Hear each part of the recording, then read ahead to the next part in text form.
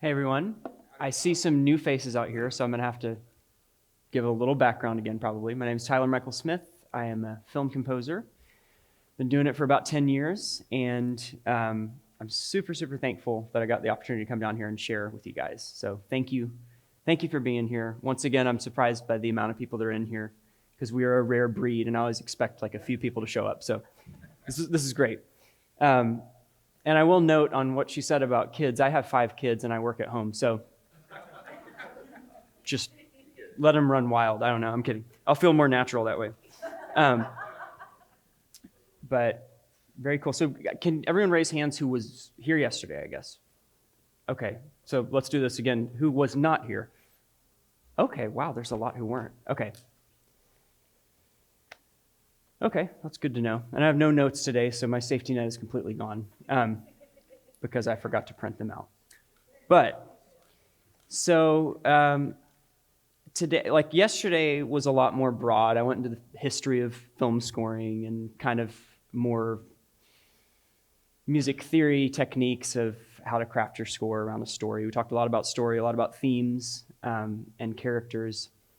Today is going to be a lot more technical and practical, and I'm going to let you guys actually sit in on a scoring session. So this could be a total train wreck or not, that you get to find out with me.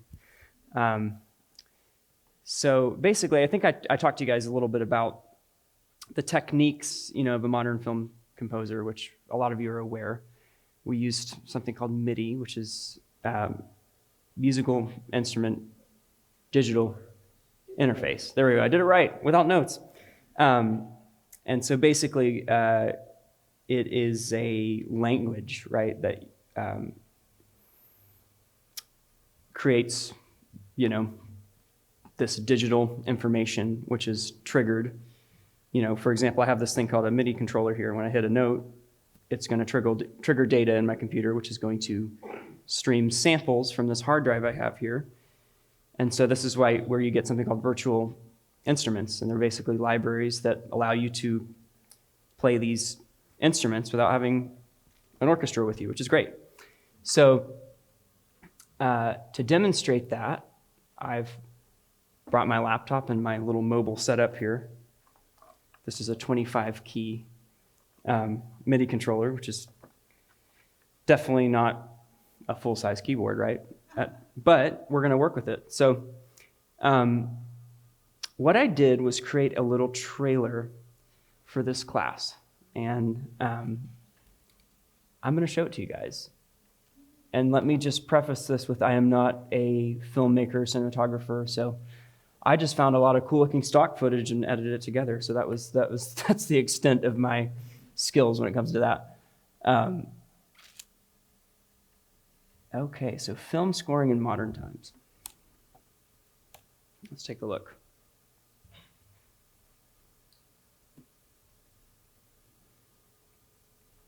And I'm going to jump right into this because I want to give enough time for us to do questions at the end. I kind of ran out of time last time, so this is just, so this is a video. There's no sound. There's no music. Obviously, we're gonna create that, but this is how it looks.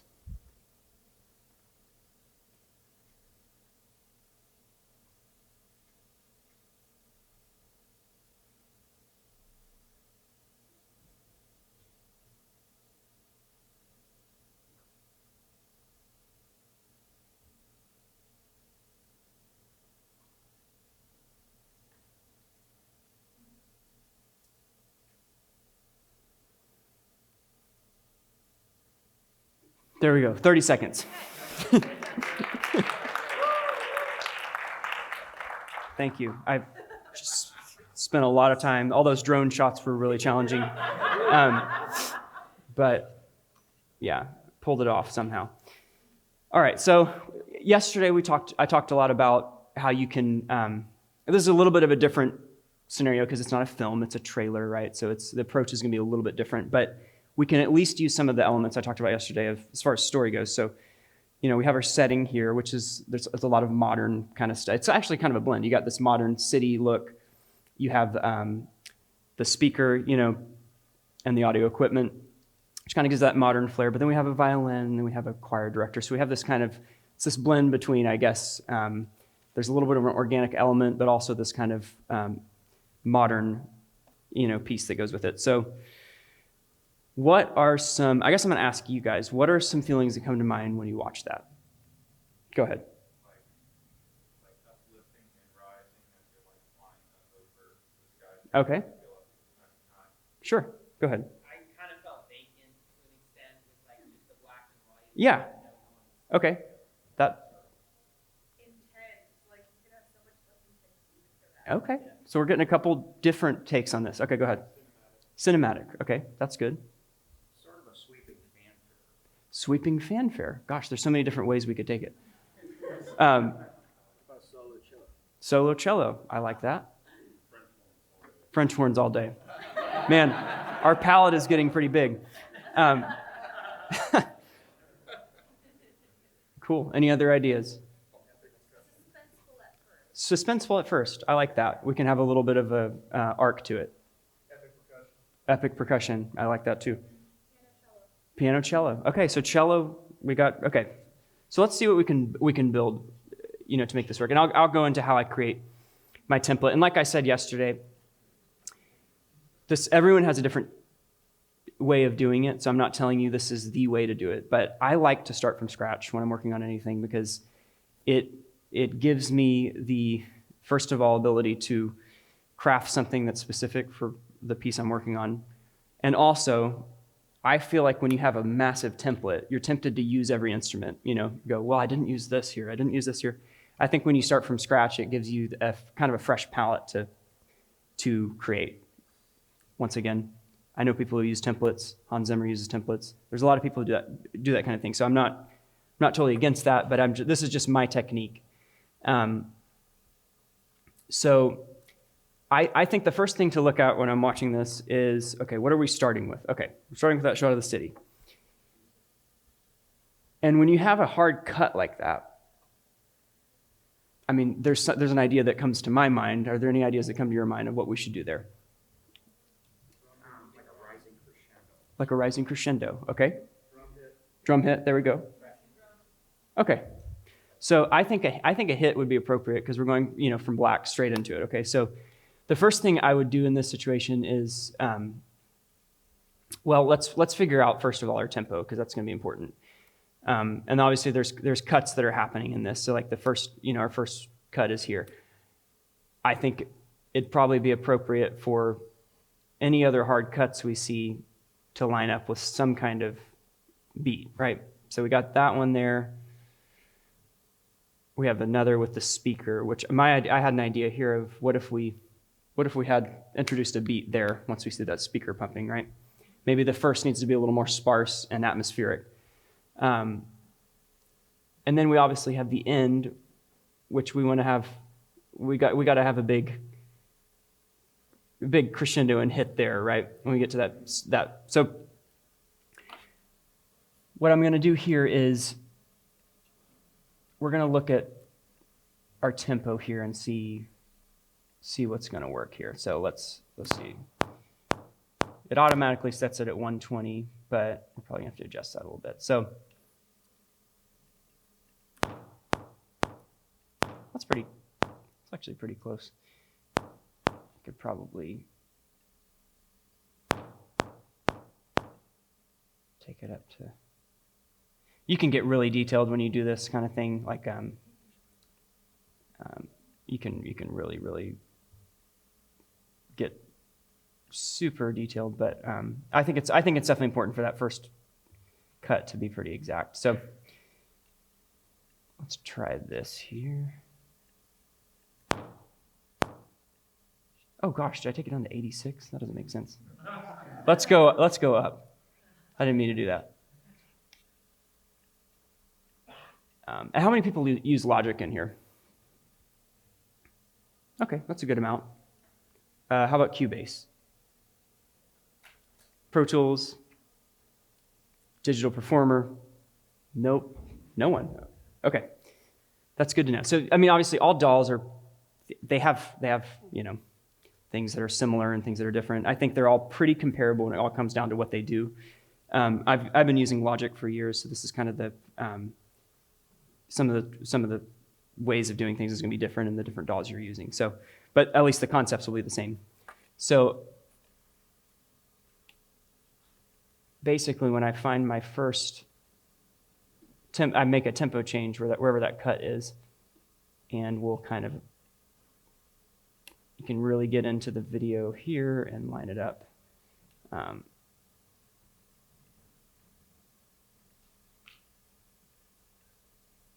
really move it and get it right on there. So obviously that's not going to be this. There's other ways of doing this. I'm just kind of trying to make it as quick as possible. So I think I'm feeling like maybe 125 is good, but we'll see where the next hit is.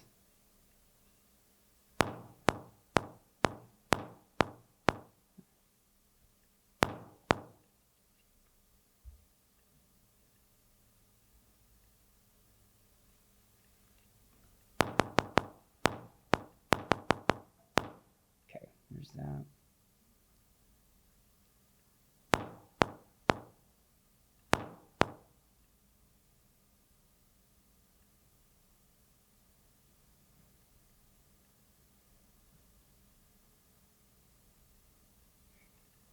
Let's say 121, how about that?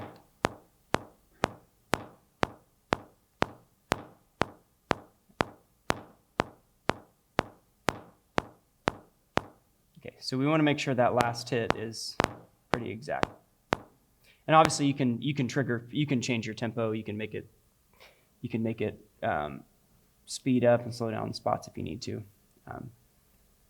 For the sake of time, I'm just gonna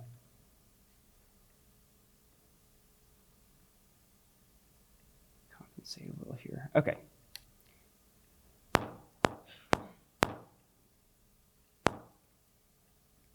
And a lot of times sometimes there's been projects I've worked on where they are kind of a little bit more free with the way they're editing and will tell me if it's something that's supposed to line up to the music really well, they'll have me compose something and actually edit to the music. I mean, that's a little more rare. A lot of times you're going to be scoring to picture, you're going to have to accommodate to the picture, but honestly, it's pretty helpful to for them to get a hold of music early, so they sometimes will actually cut things to what you're writing, especially with more trailer type stuff like this.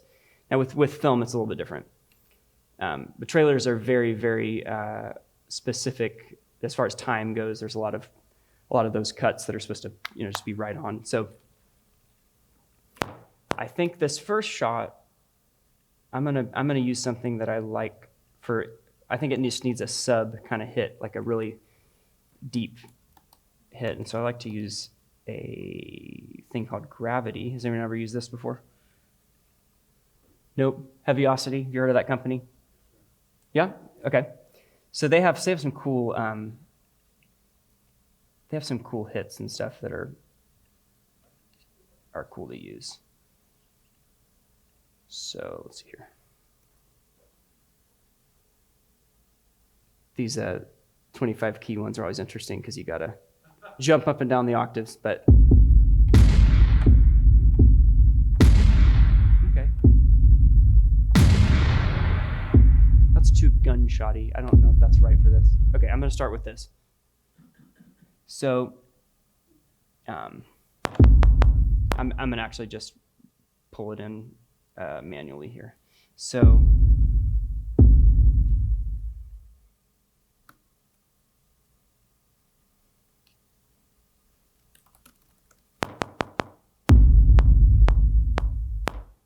okay, I'm going to give it a nice long tail here to carry through this section.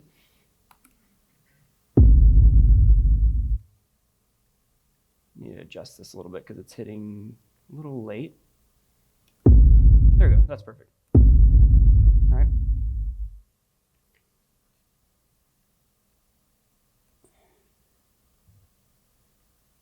Okay. Okay, that's our next kind of moment I want to emphasize, and that's where we're going to bring that beat in. I'm going to pull this in at the end as well, just to have it there, and we can adjust as we go.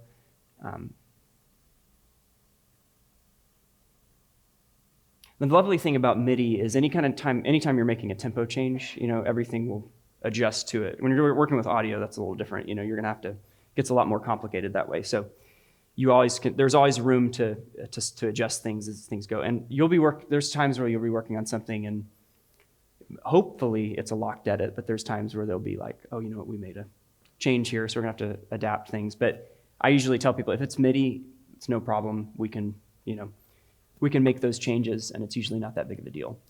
So we got that. I think the next thing to tackle here is kind of what kind of texture are we gonna bring in here? There is a library that I really like for that kind of stuff called Contemporary Drama Toolkit by Spitfire Audio. I know we got some Spitfire people in here, I'm sure, that use stuff. Yeah. And they have some really cool stuff. So I'm going to go to this synth textural thing. And the cool thing about this one is it's a velocity-based library. So it's, however hard you hit it, it actually changes the types of textures that are happening. It's a little different from some of their other stuff that's more modulation-based. So there's kind of how this sounds.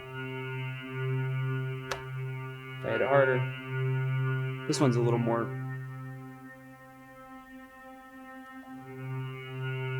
Kind of like that. That's kind of cool. Let's give it a try.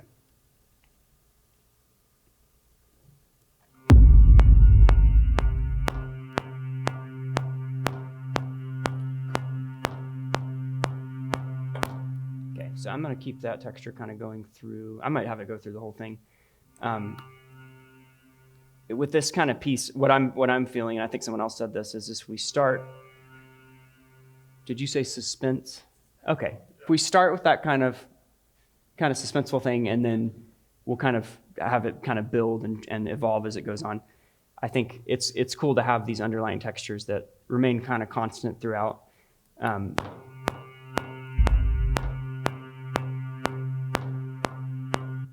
Okay, what if we did?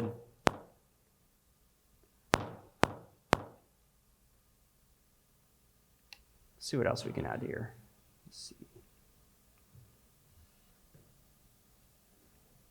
What's that? That would be kind of cool. That's a great. What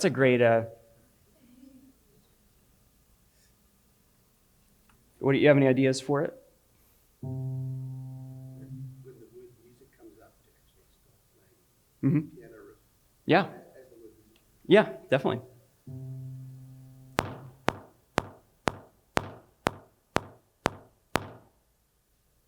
So some kind of maybe arpeggio or something, right? Like, let's see here.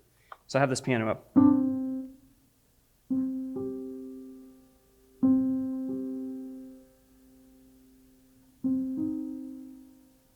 Okay, so I'm gonna make it kind of sparse at first. I don't have a sustain pedal with me too, so I'm gonna have to program that, but you know what? Hold on. Forgot you can do this on here. You can hold this, I think. What'd you say? Can you assign one of those keys for that? You can actually, yeah. You can assign it to sustain. It's yeah. That's the cool thing about these control. I haven't shown you all my equipment, but this thing is really cool. It's called the Nano controller, and you can basically assign it to do whatever you want. It has all these different parameters. You can use it for mixing. You can use it for modulation. You can really any kind of CC command you can program, into this, which is really cool.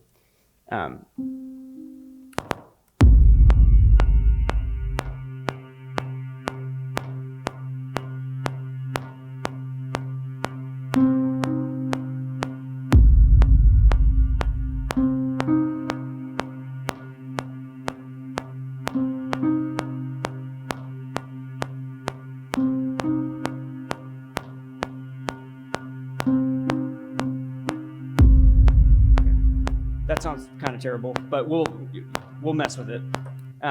It's very. I had some ideas come to my mind as I was playing that. So yeah, that's kind of cool. My advice is like keep it simple at first. Like sometimes you need to start with a note. Start with something, And as you're working on a piece, there's ideas that'll come. So before I forget, I heard this. Oh, here's another little piece of advice for, especially if you're using Logic, and this might be the case with, I don't know how they do it in Cubase, but for these long sustained kind of elements here, notice when I play it, the MIDI's not triggered, so you're not hearing that anymore. So there's this thing called chase. If you go into your MIDI settings, you can basically have it trigger those, even if you're not playing on the MIDI note, like, let me show you that texture will be sustaining. So we're still hearing it. So when I learned of that function, that changed everything for me because it was always so annoying when I was like, oh shoot, I can't hear that texture. Now that solves that problem. So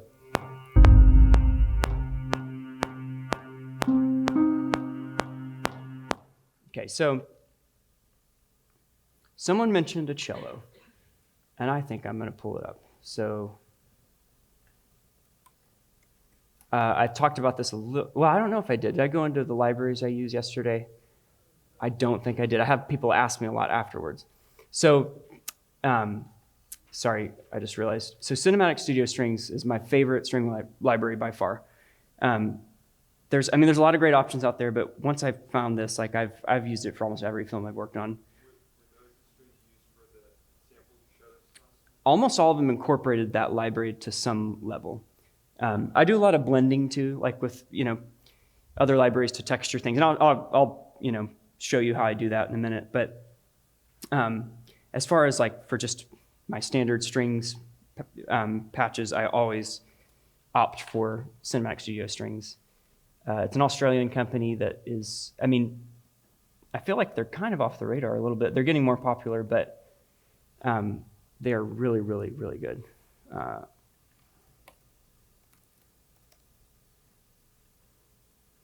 Here's another thing to keep in mind too, and I will try to do this as I'm building my template, is to think in stems. So, stem is just like basically how your cue is going to be broken down. When especially when you send it in to be mixed, they will almost always ask for stems, so they have control over the different elements. So sometimes you'll have a string stem, brass and woodwinds I usually put on their own stem.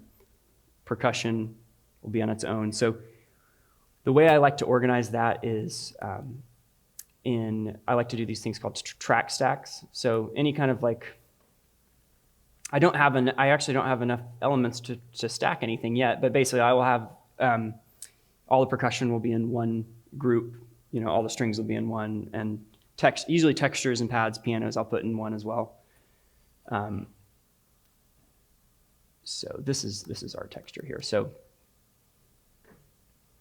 yeah, I can get really unorganized really fast when I'm in that creative mode. So it's important for me in the long run to save time to label things properly and just think ahead of time, because it's easy to get carried away when you're creating, and then you're like, shoot, I don't even know what I'm doing anymore. So I'm going to call this piano synth, I guess, or something like that. So, and that'll be in its own little stack there. The cool thing about this is this is called a summing stack. So it basically sums it into its own channel, kind of, where you can adjust, the mix and parameters, and you can add reverb onto that whole thing.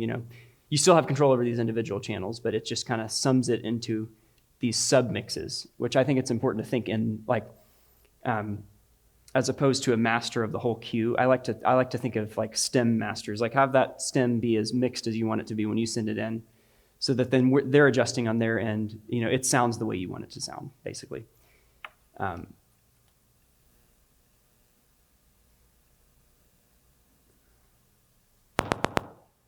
So here's here's how the cello will sound here. Let's up here.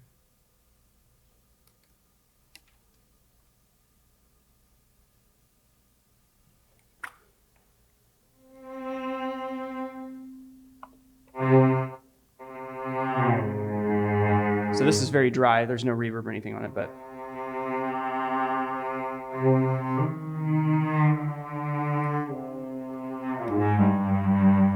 So the cool thing about this library is it's velocity based, but it's also, you know, I'm writing this mod wheel here, I'm using this nano control to do that. But usually on your MIDI controller, you'll have like some kind of modulation wheel, which will automatically map to that, to those parameters. So it's controlling volume and vibrato, right? So it's like as it gets more intense. But if you are, the faster you play, the faster that legato transition will be. So the slower you play, it actually triggers like a portamento. So I'll show you guys how that sounds. So it's like, hear that slide there? As opposed to,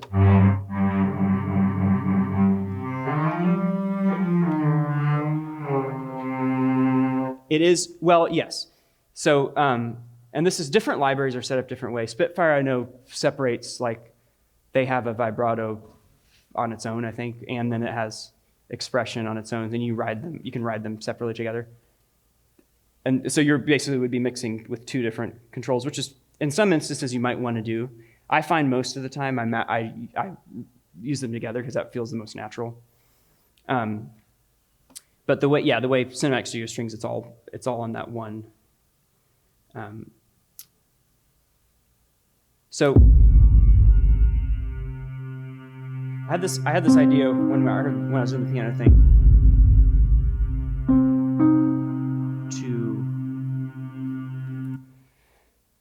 we're on this. It's kind of got this. It's in this like sounds like it's in C minor to me right now, and I thought of taking the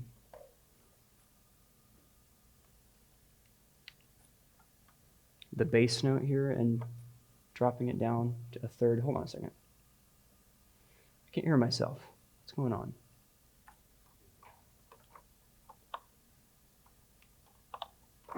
Oh, there we go. I bumped the octave button, and I was below the cello's range. I'm at the very bottom of the range here, so.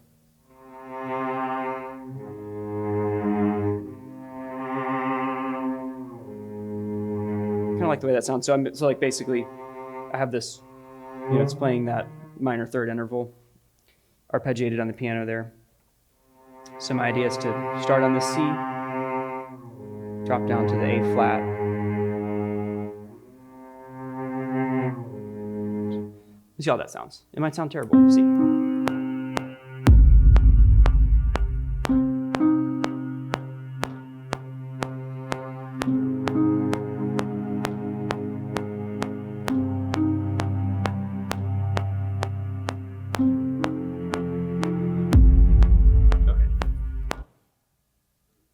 I kind of like that, but I'm gonna have to back it up a little bit. So.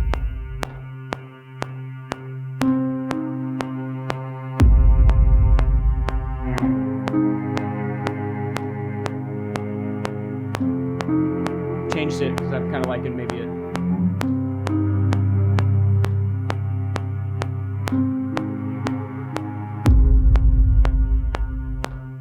Just an idea. We'll see.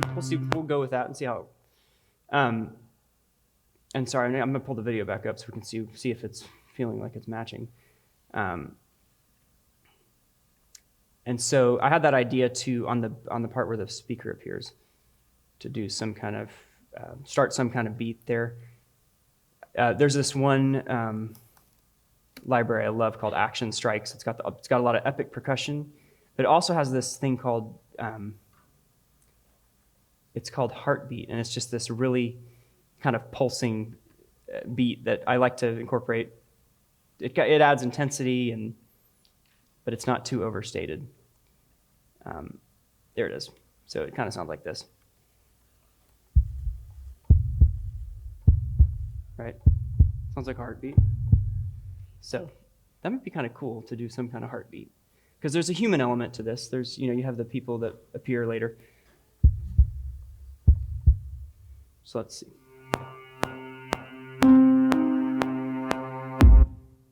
We need the video. Let's pull up the video. Okay.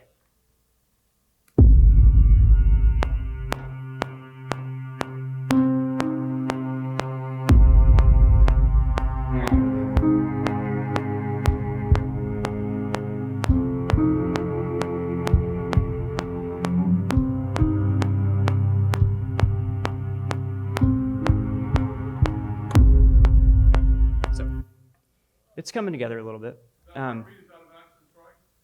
It is. Yeah, it's a great library. I highly recommend it. That's not really showing all. I mean, Heartbeat is like, it's such a simple instrument for the breadth of what's there. Like they have a lot of kind of like they have orchestral percussion in there, but they also have like some like taikos, which are these Japanese, those big drums, you know, and stuff like that. There's some really cool stuff in there, so I highly recommend it. Sure, go ahead. Is there a reason why the tempo increases at a certain point, goes to 131 and goes back to 121 in the middle of the piece? Oh, that is interesting. Let me see what happened in the tempo changes here.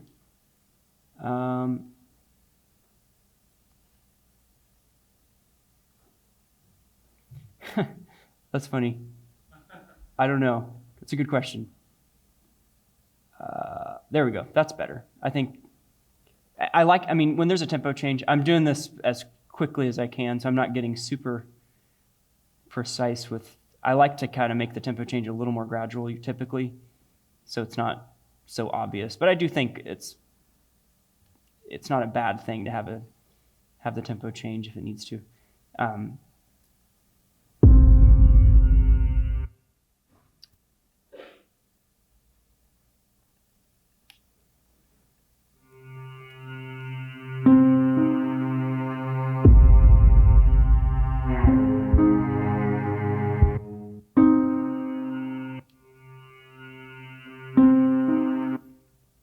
All right, so I feel like it's still pretty bare, so I'm going to add another texture here.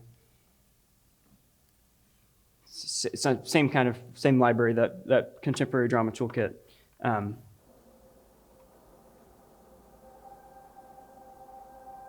That sounds kind of cool. So I think I'm going to have that. I'm going to play it from the beginning, but we'll have it build. So that's Spitfire's contemporary contemporary drama toolkit. So, which Spitfire, those are my favorite libraries to use with better textural kind of.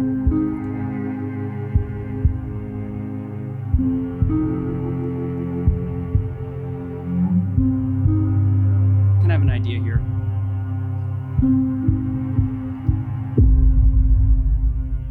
Okay, so.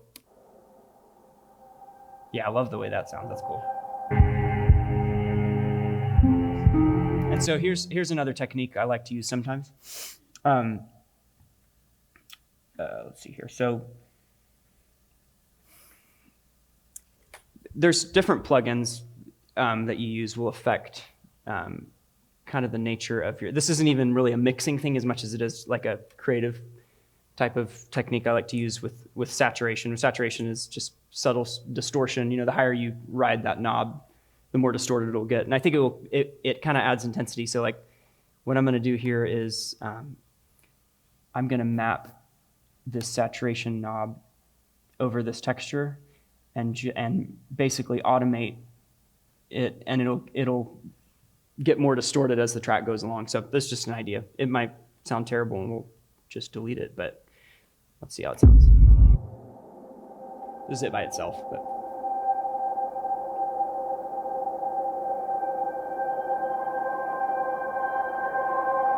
Hear it kind of changing. It's subtle, but it's.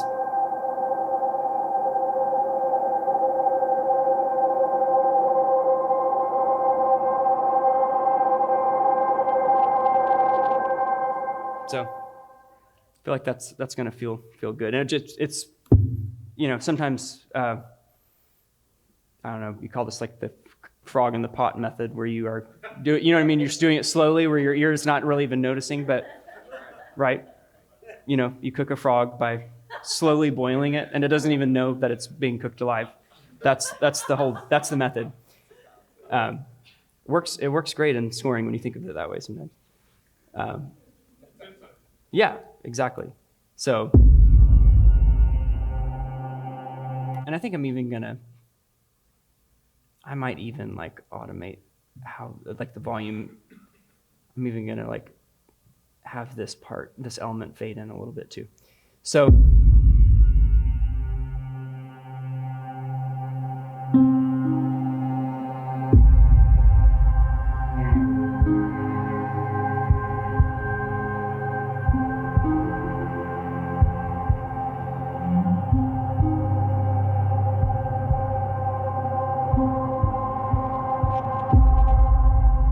Okay, so I have an idea here. There's another library I like to use called Rise and Hit. And basically, have you used that one before? Yeah, it's great. It's another Native Instruments thing that is great for creating kind of like a build. And in this, I'm trying to decide, there's so many different ways you could take it. You can do these like low kind of rumbling type of rises, but I think I might do something a little more subtle. So let's see here, what am I going to use?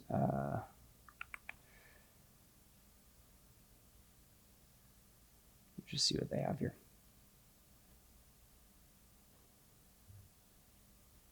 This is an example kind of what kind of how the library works. So that's the hit side of things. So now the rise part is down here. That kind of thing. So I mean, there's so many different types. That's more of a. I don't think that's right for this video. That's not right. That's like a race car. But you get the idea.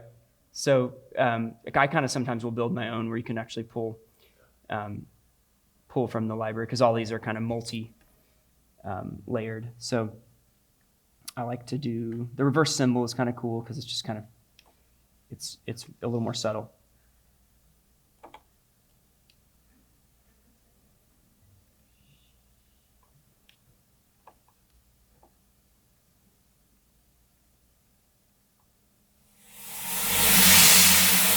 And so what I like to do for this kind of thing, I don't want the decay.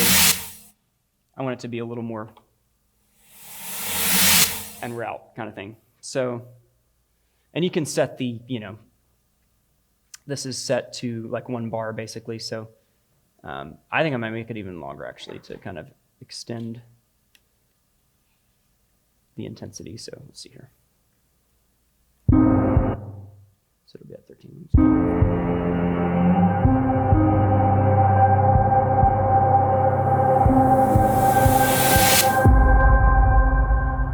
That wasn't exact, so I'll quantize that.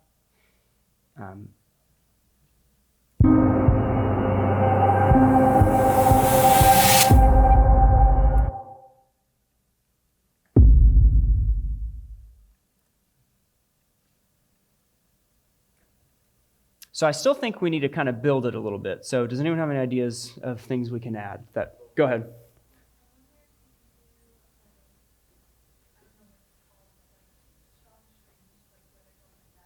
Yeah, I had that idea too. Do like some kind of staccato kind of pattern to have it drive a little bit. I like that idea.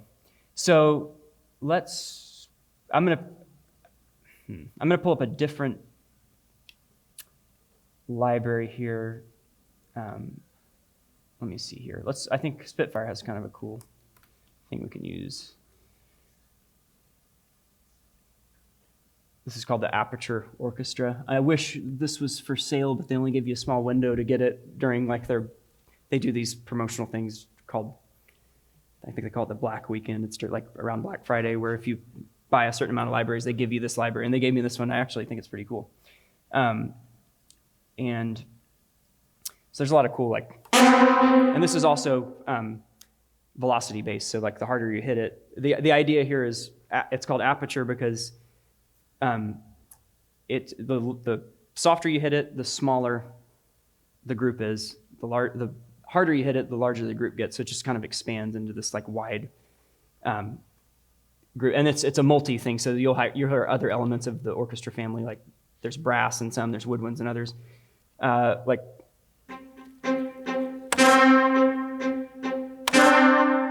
That kind of thing. It's kind of cool.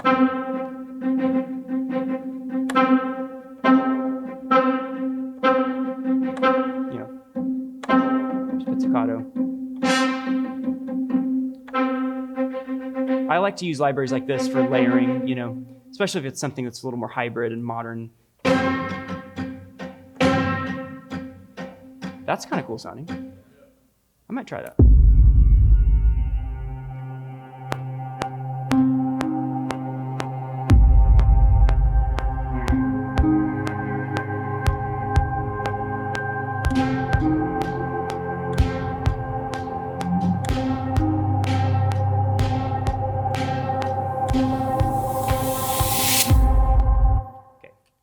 I didn't play that exactly the way I wanted to, but you can always fix things afterwards.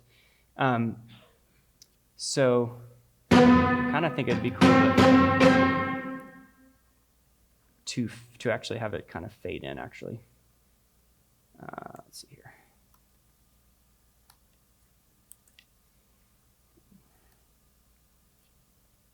And as far as quantization goes, I don't always quantize everything. It depends on what I'm working on. What you'll learn is, especially with strings and stuff, every library is different the way its offset is on the delay, like how quickly it responds. So I think Spitfires are pretty good at, when you quantize them, they sound pretty good. But there's other, like Cinematic Studio Strings is not that way. You have to like give it a lot more attention after the fact. That's the fun part about programming, those tedious little things that you have to do. But, okay, so I'm having it kind of fade in here. Let's see.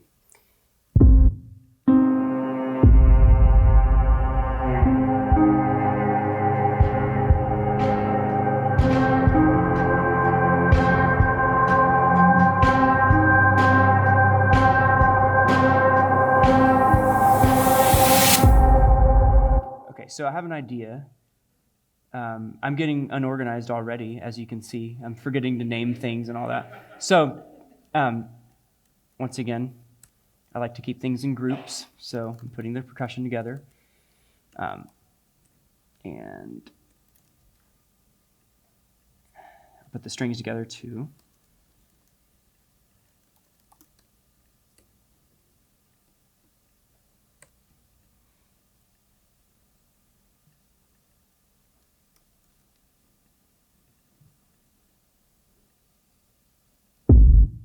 Actually, okay.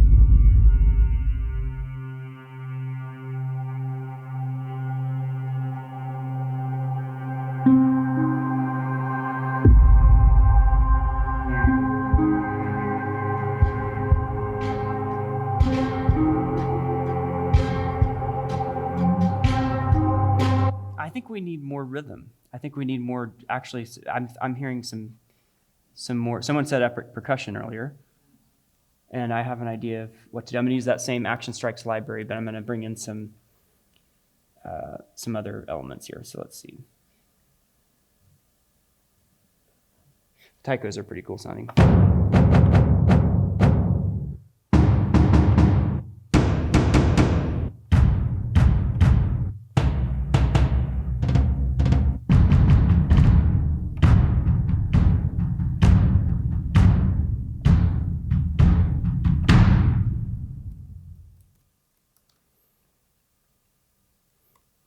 And I sometimes I'll do this ahead. I usually do this actually in the beginning, but I set up I haven't done this yet, but I'll set up some reverb because that's such an important part of the overall sound of how it's going to sound. And I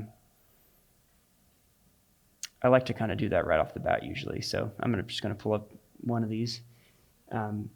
East West has a great one called Spaces. It's a lot of orchestral settings like concert halls, and they have some epic percussion stuff that's pretty cool. For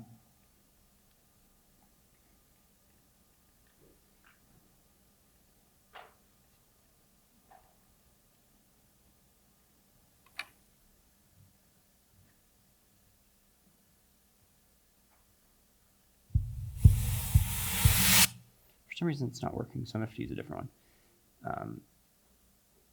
And as far as the way I do reverbs usually is I will assign them to a bus. Do you guys know how that kind of thing works? But basically it is much less taxing on your computer. I used to put like reverb, I used to put plugins on each channel and it just bogs your system down so much. So if you put, I don't think it's really necessary to use tons of them. I think maybe like a few are as adequate for what you're doing, but I will assign them to this bus, and that way everything is going into that one channel, and it just makes it so much, it's much kinder to your computer. I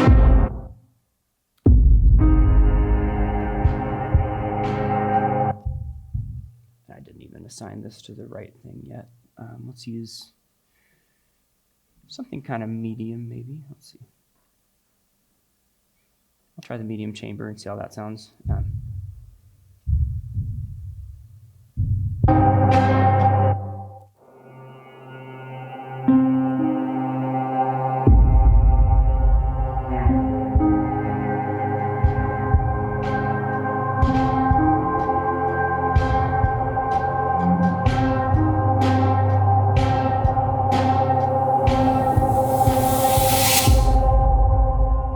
So I'm gonna add that percussion thing idea I had.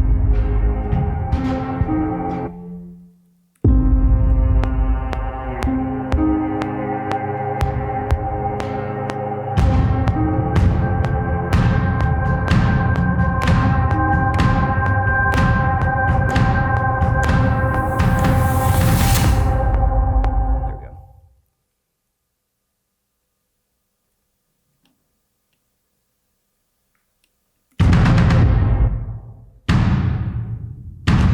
Sometimes you gotta go in and fix things. So that's cool. All right.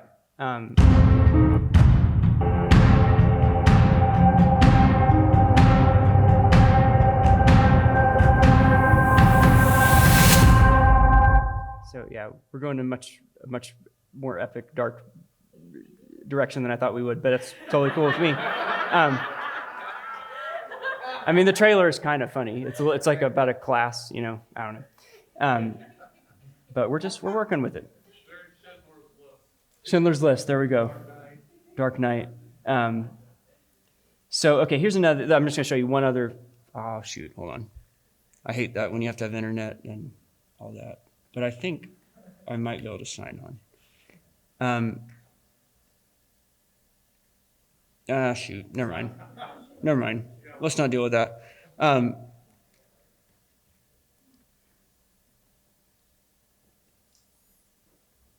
Okay, maybe it is working. There we go, it is working. All right, so there's this subscription-based like loops library basically called Arcade, the company called Output put out. And I got it several years back. It's like $10 a month, and it's got a lot of cool textures. I'm not a big like pre-recorded loops person because I feel like I'm cheating when I do that sometimes. But in certain contexts, it works. And so there are some cool things in this line. Everything is broken up into categories basically, and this one is kind of this epic like end of the world type stuff, which is totally appropriate for the trailer we're doing. So. So there's this is kind of what some of that sounds like. Yeah. Yeah,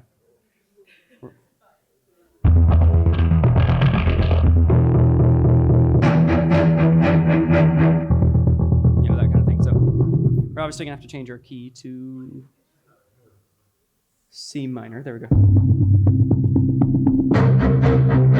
But you know, appropriately layered in, this kind of stuff can be kind of cool.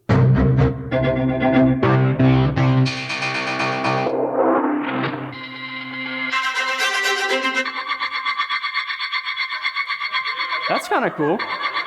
What if we did that at the end? Oh no, this is getting out of control a little bit, but.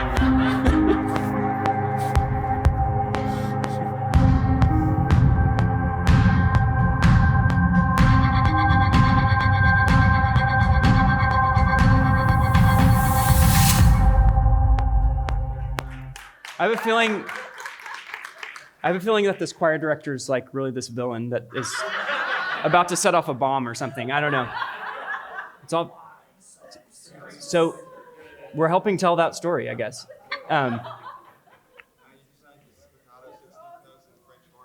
There you go. We're good to go. Ooh, now you're giving me an idea. Oh, it is? Oh, okay. Shoot. We might have to call it a day. It's 12:08. I didn't even realize that. So it's time to do.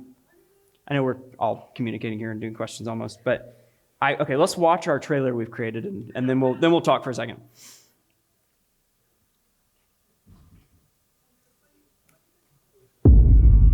Watch it die like right before the end. Yeah.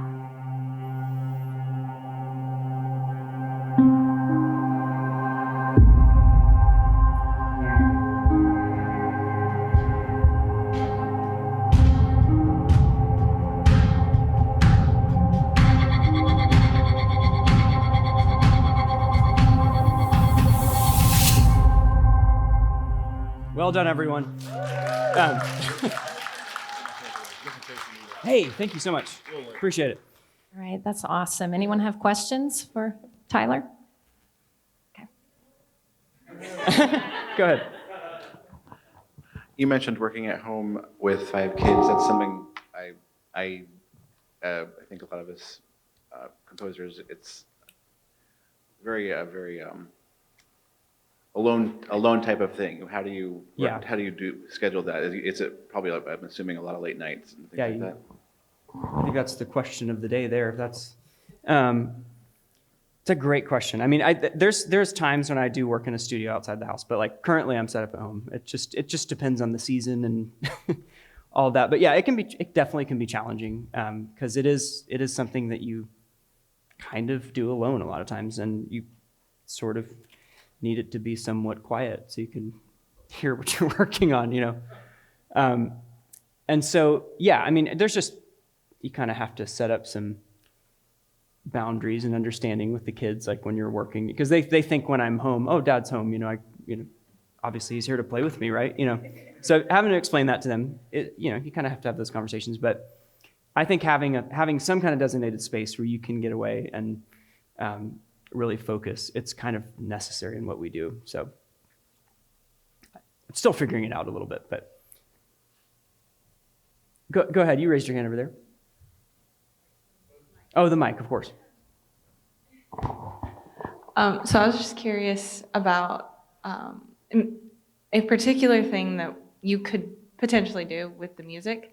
I noticed when you were doing the cello, you had like the sliders and like whether it was legato or staccato as to how fast you were playing and stuff. How would that apply to maybe the higher strings and trying to do something really fast? And like, how would you mimic the sound of a string of a bow going back and forth, but it's the same note? Does that make sense? Like a repetition or something? Is that what you're saying? Or kind of. Okay. It's just like, yeah, that. Oh, I was just curious how you would do that. you would do it like this. Let's pull up that cello again. So maybe you're talking about just a regular tremolo, but there's other types too. So that kind of thing. You also have measured tremolo, which actually is tempo based. So, well, hold on a second. Let's sync to the host, which means that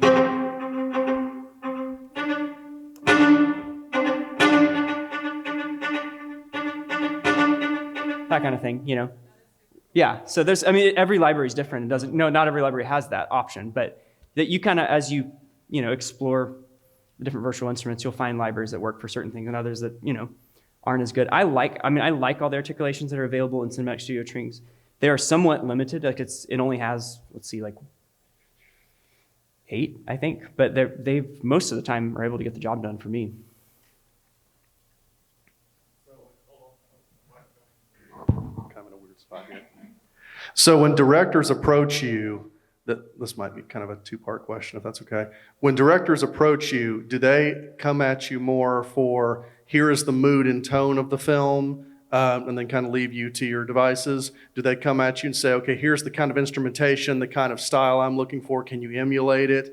Do they come at you as this is a very theme-heavy film, there's a love theme for Johnny and Susie, an evil, harsh theme for evil Uncle Bob or something?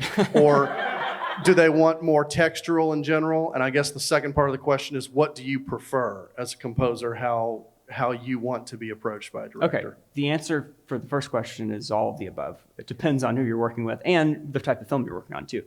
And directors are always different too. There's some that are very hands-on, there's some that are very hands-off and like, hey, you do your thing and whatever.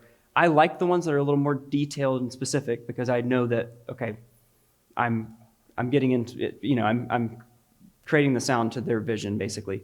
Because that is what we're doing as composers, it's not us trying to make our cool album or whatever, even though secretly we kind of want to sometimes. But it's, you are there to serve like their vision for the movie they're making. So I think communication is key, figuring out, first of all, what type of director you're working with. Are they the type that are going to be trusting to you and go, hey, do your thing? Or are they more specific about how they want it to sound? So that's the answer to the first question. Second, what do I prefer? Like I said, I like someone who's more detailed, who I feel like is, who can be part of the creative process in a way of going, how can we, work on this together? Because every film is a collaborative effort, right? It's not just one person doing their movie. It's like a team of, hundreds of people working on it. So I think, that's my answer to that one.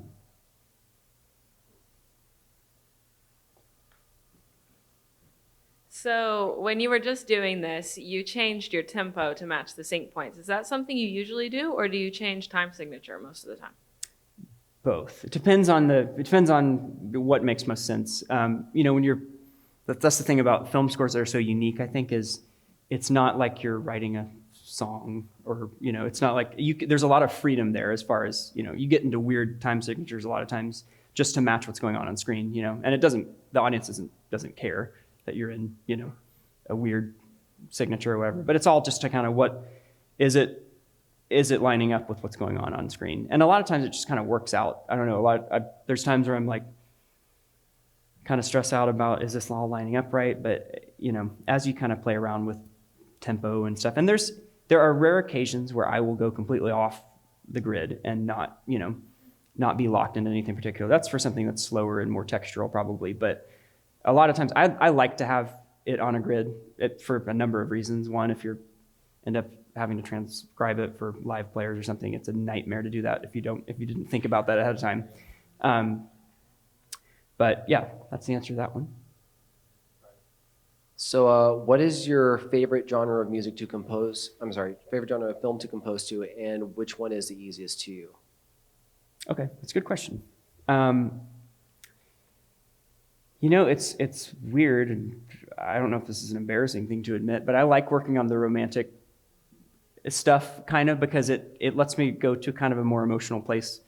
I'm a big I love jazz music. That's kind of like what I love playing. So I can get away with that kind of stuff in those, cheesier kind of romantic categories. Now, that being said, I love the challenge of doing something, more modern and Zimmer-esque, so that's the thing I like about film scoring is every movie's different and it gives you, an opportunity to express in different ways and it challenges you too, because sometimes you're like, oh, I've never written in this style before, but,